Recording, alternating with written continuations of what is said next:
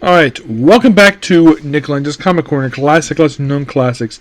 This is episode number 3461, Doubleshot number 3354.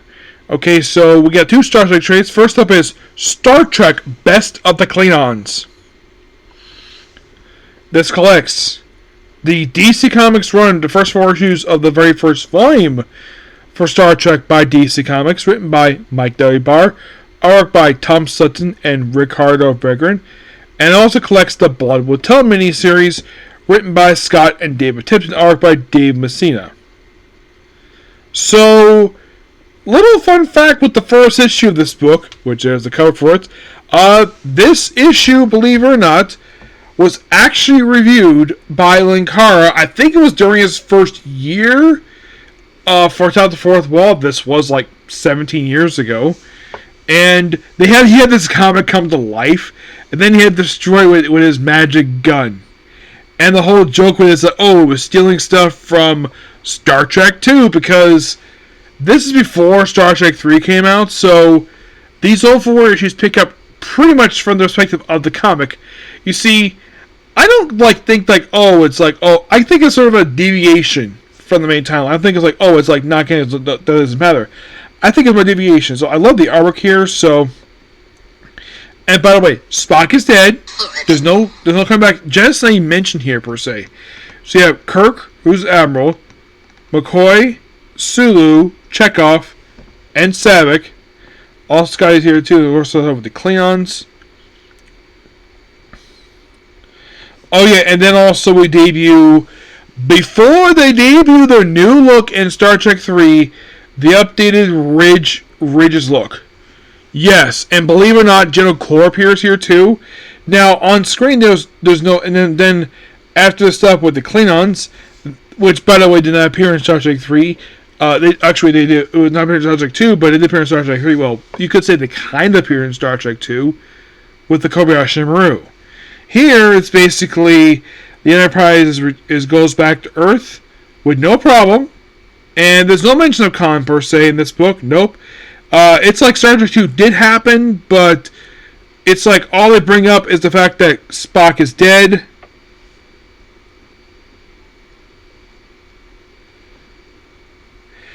And this is some time afterwards, so Kirk is reduced to rank from Admiral to Captain, which that would happen in Star Trek 4, though it was due to different reasons. So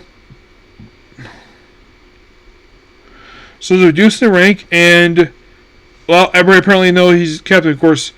Then of course, Edward is keep the post. McCoy is still Chief Medical Officer. Scotty is still Chief Engineer. Her is the Communications Officer.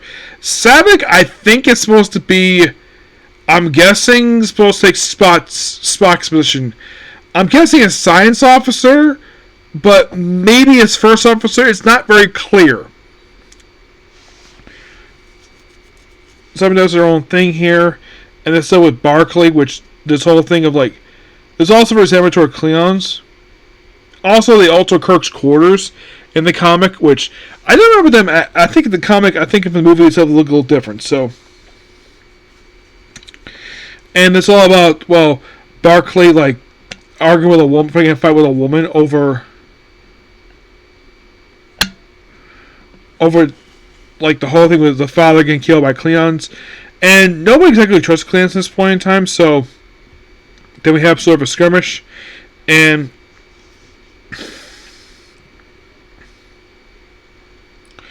also we're going with the way Savick is drawn here. You could say you think, is she drawn like Robin Curtis? No, not necessarily. She's more like drawn like similarly to Kirstie Alley, the woman who played her in the movie, the very first one. Now, I have heard recently of kind of the reason why they had to switch parts with Kirstie Alley with Robin Curtis.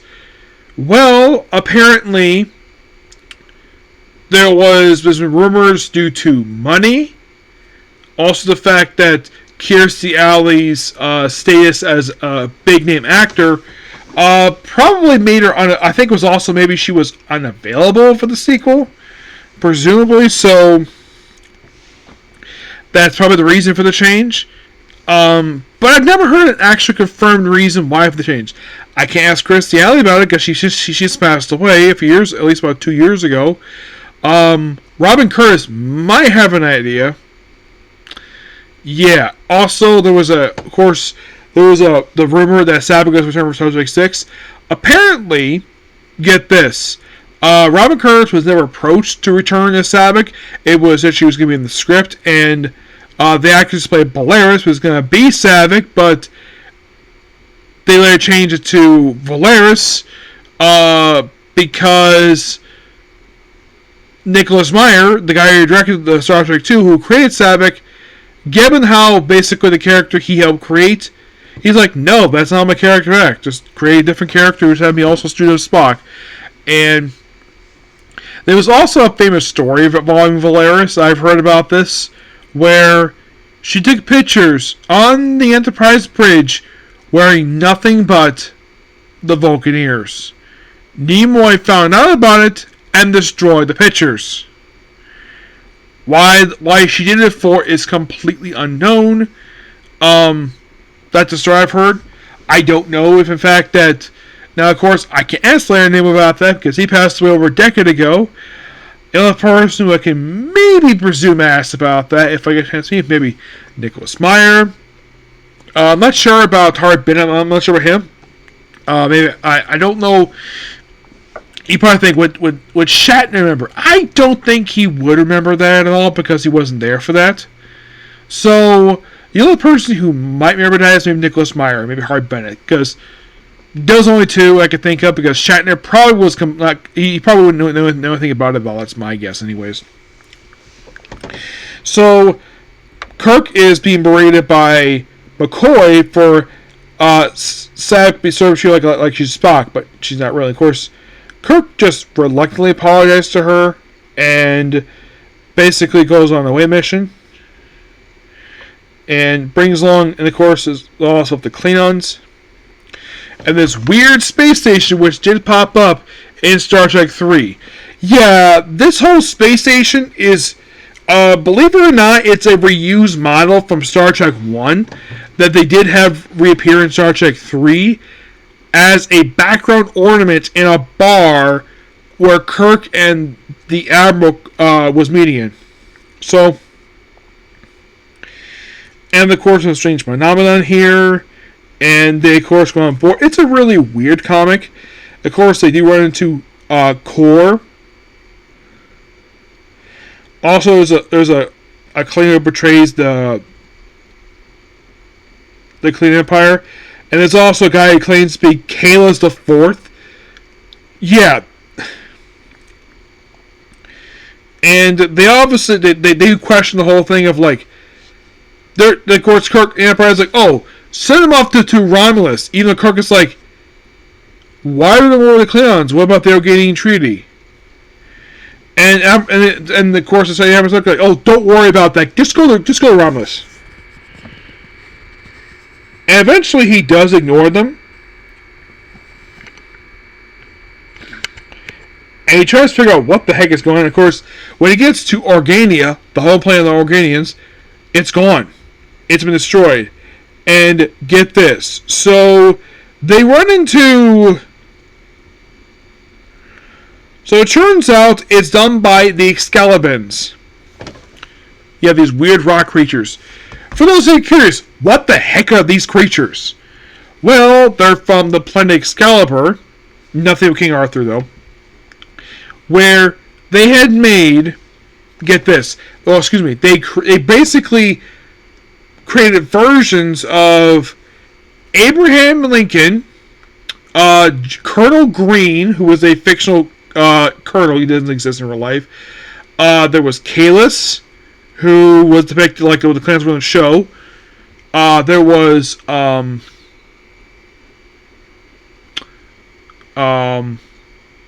father of Father Logic. Not Sokar, it's Serac, I think his name is.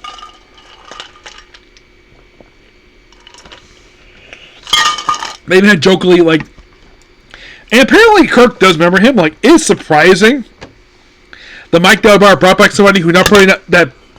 Now I know about the Skeletons because I've seen the episode.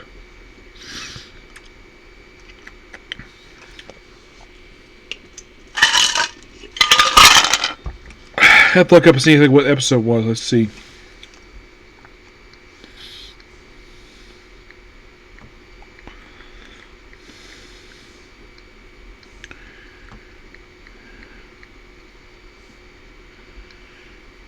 So it's from the episode The Savage Curtain.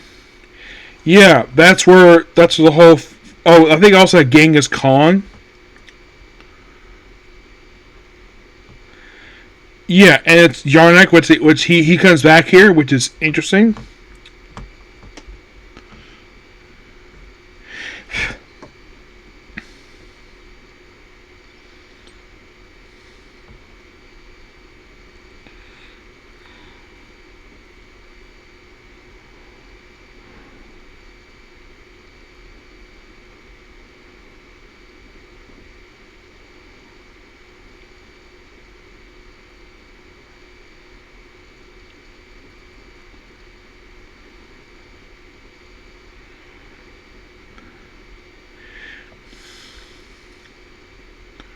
Oh yeah, Kalis. There's also named Zora.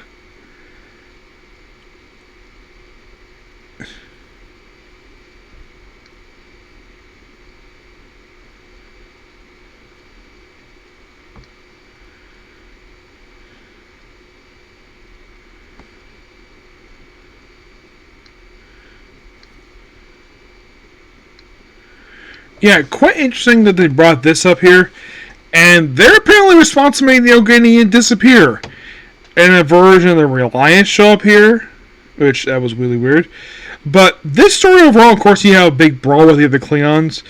Eventually, Kor, yeah, which good on Mike W. Barr for bringing him in because he is the same Klingon from the episode Aaron and Mercy, and they kind of reluctantly join forces.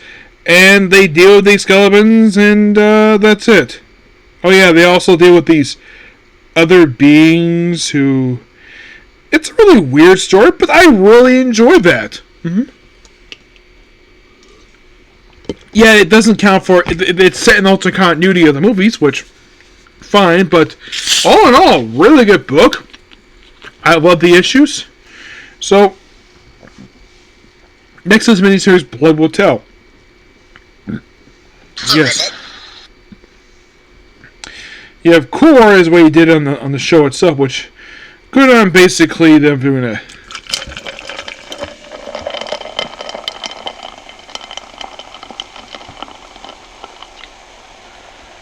So we get a lot of. It seems like this whole miniseries is kind of expanding upon the episodes of the original series that feature the Klingons. So we first start off with we're on Kronos with this daughter of this very much retired Klingon officer.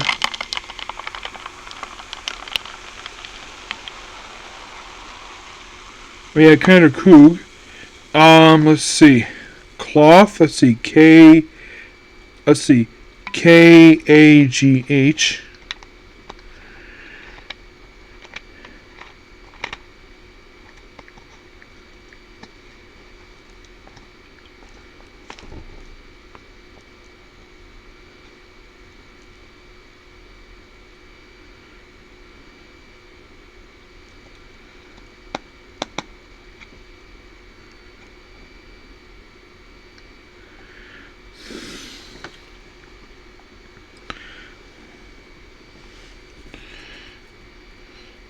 Yeah, and of course they have encounter with the Enterprise. They don't really fire that per se, but they do encounter it.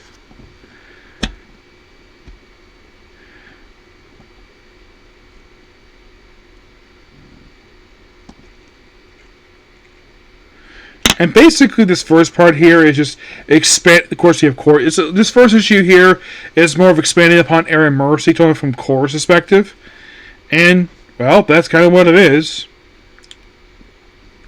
And it's all told from his perspective, which, yeah, Lily's the Force Treaty, and then we have where I believe this is core.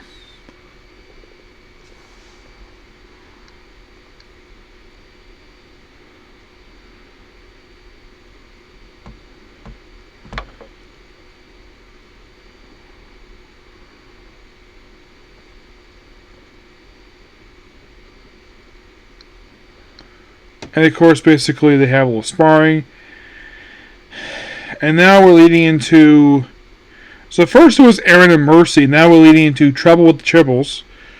We have a Klingon officer volunteering to go undercover with the K7 station. The whole thing with this. So we see surgery done on this one Klingon, where now it's shown that here he did have ridges before he was surgically altered, where they pretty much just altered his chest. They basically what they did is they cut open his skull, and then they just sanded down his ridges, sealed it up, and they also altered they pretty much altered his whole body.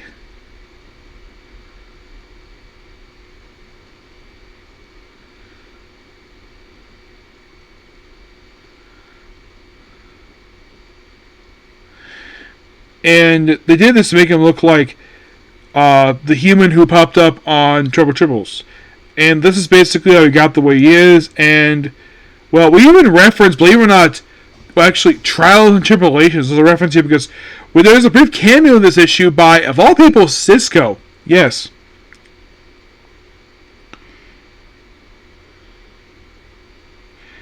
And look, here's Cisco making a brief cameo. So you could say this is when he showed up on there, and of course he's found out, arrested, and, well, then we have the whole thing. And by the way, this is also the same commander who appeared in the episode here, did return for the episode Blood Oath. The actor, anyways, it was suggested by one of the producers that they went over like the 3 Klingons in the original series, Core, this one, and like one other one, the one for Day of Dove, where they were brought into Next Deep Space Nine. Someone actually came with the interesting idea to bring back the original actors. And smarted in that part. Oh, by the way, because he was found he was dishonored, and then he was dropped to someplace else, then, well. And then we have, stuff related to. Apparently, this guy found out about the Genesis stuff, and that happened in Star Trek 3. And now we lead into the events of Day of the Dove. No, it's not Day of the Dove. It's actually Little Private War. Yes. Because first it's Aaron and Mercy from season 1. Then it's Trials / Trials Tribulation because Cisco's there. And now we're in Private War. Yeah, this is also an episode following up not only here, but also in a Star Trek novel, which basically took place before the very first movie. It's basically what Kirk was up to. It's a little adventure he had prior to this movie because they mentioned in the novel that the Enterprise was still under its 2-year refit. Now, the Klingon who appears in the story, he's not necessarily named. He does briefly appear, and I don't remember. I don't think a name here. And the Klingon himself does actually return for that novel. He does. I know because I read it. So he comes back, and Kirk had a very, very brief encounter with him. It lasted maybe 2 minutes at most. It was very brief. He just punched him and just got away.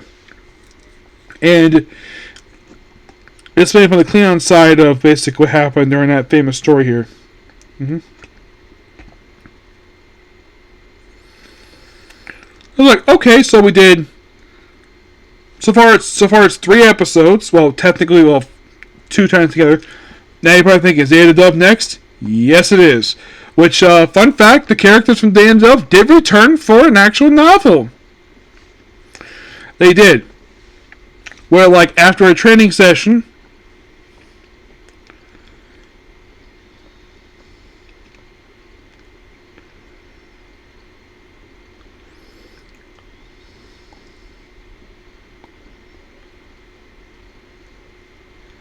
basically they brought on board.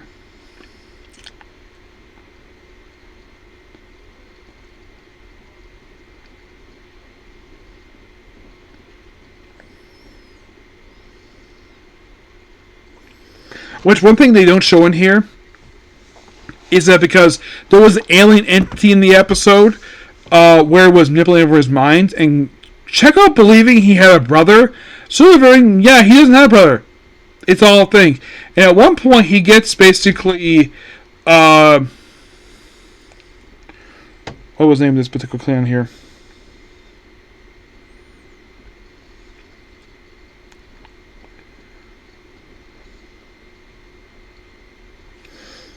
Kang. Yeah, Kang. I think his name is Marta, her name is, and she's actually supposed to be his first officer. And I remember in a Fallout novel where basically after a training session, she thought it would be a good idea to have sex with her husband. And he was all for that until they got interrupted. Now, I do appreciate the comic cutting this out because I got it, the actress who played Marta was a very pretty lady at the time. I'm sure she's much older now. But in the episode, under the delusion, after taking out the 2 Klingon guards that she had, Chekhov thought it'd be a good idea to try to rape her by ripping part of her shirt off, basically her shoulder. And Kang felt nothing for that. He's not revenging Chekhov for it. And Marta herself, basically, in the episode, didn't really hate Chekhov for attempting to rape her, because he was under a spell. Which, and then, of course, the entity did leave the ship, which they don't really bring up in here. They didn't even show the creature. It's a little ball of life in the last season of the show.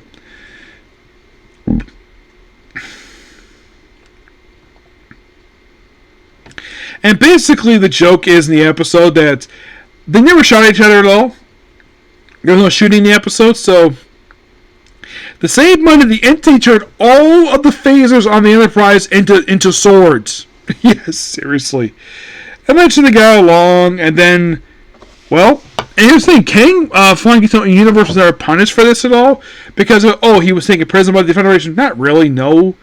It was a ceasefire. So what they did is they basically just dropped them off, and they dropped with some of their Klingons, and basically got married away.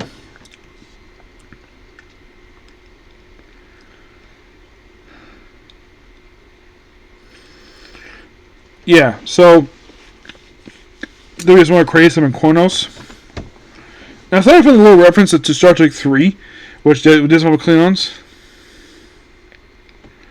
and then this guy's granddaughter dies.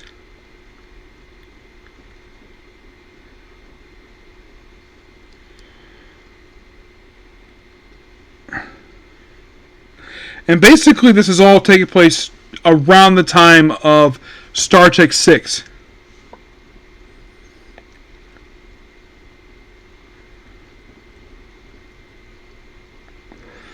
And basically on the debate, and we see Gorkin, which I love the fact they actually artists remembered. Oh yeah, that's what he looked like in the movie. Mm-hmm. I have heard he was described as alien in space.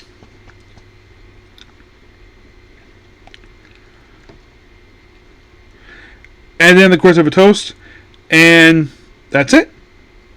I gotta admit, this was really good. I love this miniseries, this whole thing here. I give this book a 10 out of 10. The book was amazing. Next up we have is Star Trek The Motion Picture Echoes. Yeah, this is the miniseries that takes place after the events of Star Trek 1.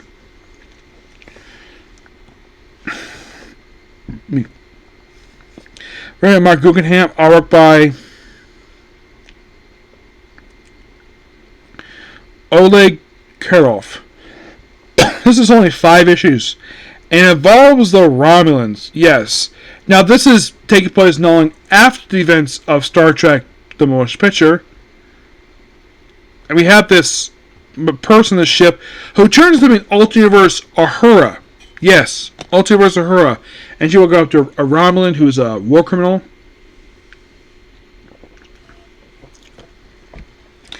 And at one point she's taking Spock for a war criminal because he's a Vulcan.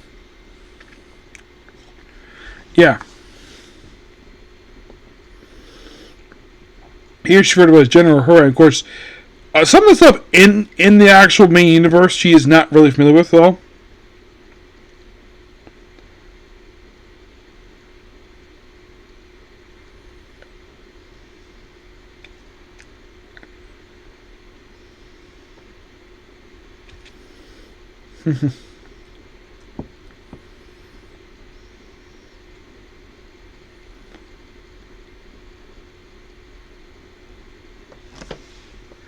Yeah, and of course they reference the mirror universe here, which cool in the fact that they know about mirror universes. So, and then we have Uhura meeting Uhura.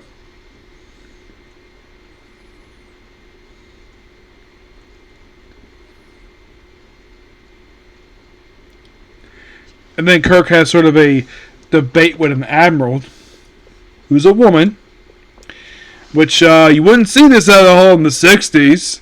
No, you wouldn't see this in the 1970s.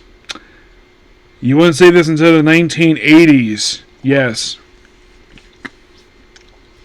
Because it was 60s and 70s sexism. Yes. Yeah, and I think it was in the final episode of the series Terminator Intruder where this woman tried to be a captain of a starship, but she wasn't allowed because she was a woman. Yes, the very famous episode where this woman had the body swap with Kirk.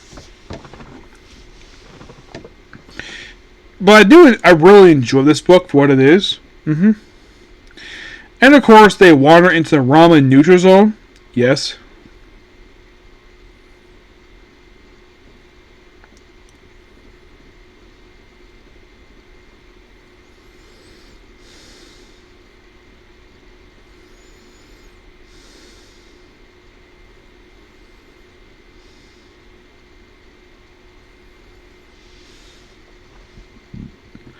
Yeah, and of course, basically, the Romans accused of holding a war criminal. And they do, in fact, go out to see him. There's a little reference in here to where, I think it was a reference to, like, the Enterprise incident, but it's not exactly brought up here.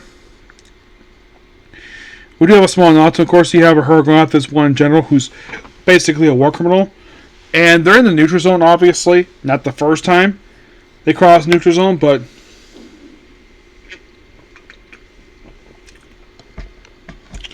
yeah. Yeah, and of course the Romulans, and of course we have. Now Kirk did not have the Enterprise cross neutral. It was a shuttlecraft did. So technically, the Enterprise did not break the. He even though Kirk did follow the neutral zone, but he did with a shuttlecraft, not with the Enterprise.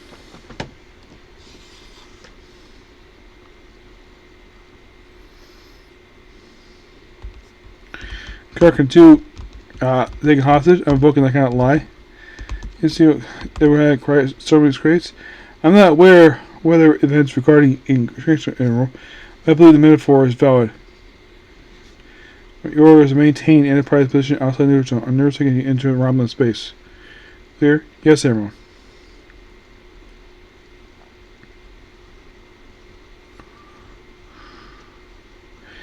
Yep.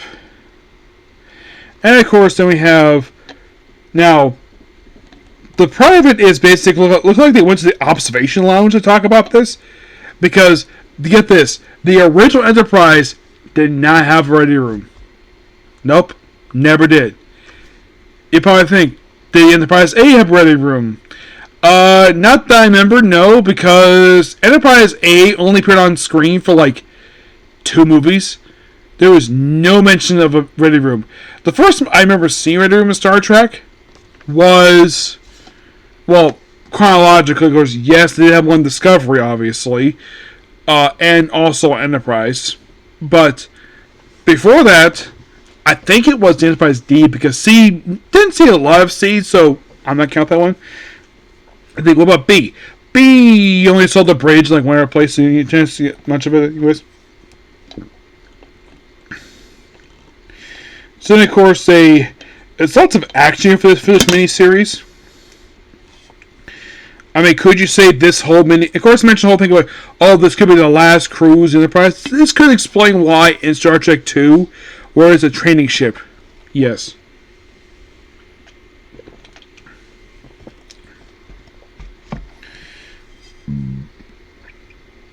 Oh, yeah, and also the fact we have the ambassador here, who does appear in Star Trek 6.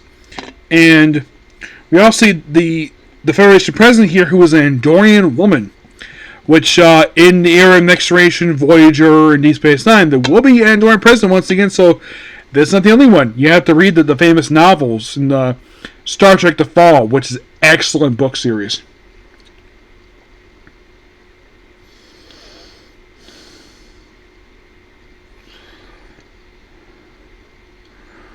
And of course, there's a question about holding a war criminal. He denies it, but he's going to look into it.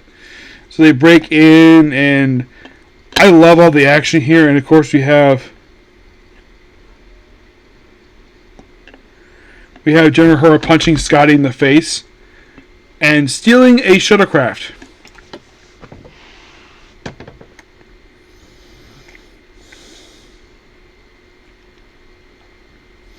Yep. So. Yeah, and of course then, there's lots of big action here. Now, of course, the Romulan Warbird they have here is the design they have in the series, so you couldn't exactly have them appear. Of course, I also mentioned about the Bajorans, which in this book, which Kirk has no idea what the Bajorans even are at this point, because he's never been to Bajor. Yeah. Does General Hura get a war criminal? Yes, she does.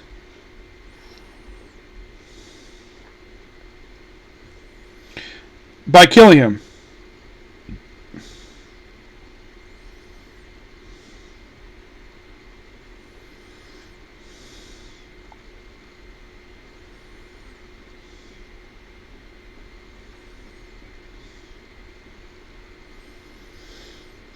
Yep.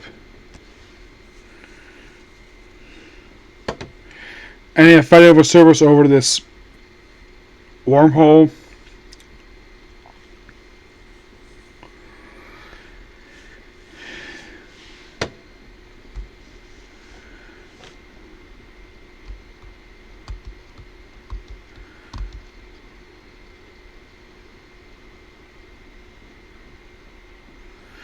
And of course he gets to debate over this Romulan commander, over this Harbinger, and of course then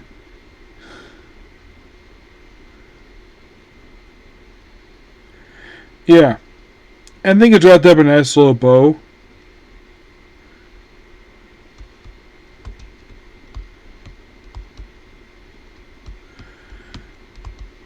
And he's talking to somebody, and of course you have Uhura saying goodbye to Uhura.